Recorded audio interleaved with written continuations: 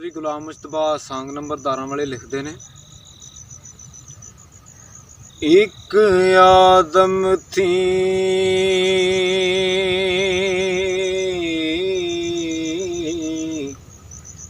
लखां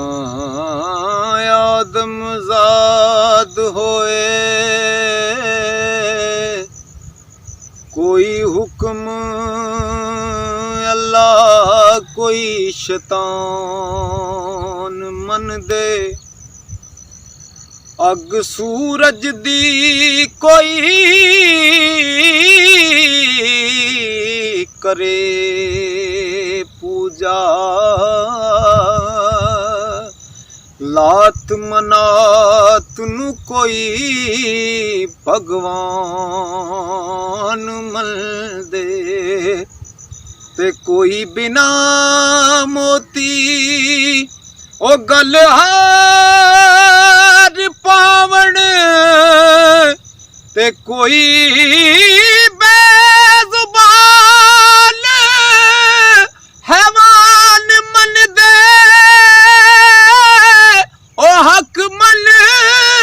गए गुलाम जेड़े, अल्लाह नबी ते पाक कुरान मन दे, अल्लाह नबी ते पाक कुरान मन दे। कदी कदी मस्जिद विच कदी वड़े मंदर, अपना आप भी कदे फरोल लैंदा, ओ जेड़ी गंढ कलब नू मार रखी, कदी नाल ध्यान दे खोल लैंदा, ते तोले शेर पर शेर ना फेर होवे,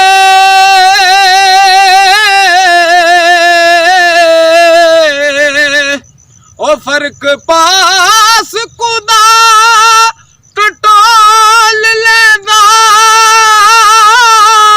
ओ तकड़ी हवस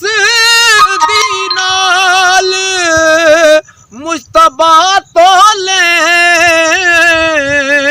ओ कदी सब्र दे नाल भी तोल लैंदा,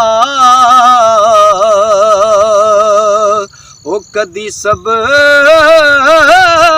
दे नाल भी तोल लैंदा।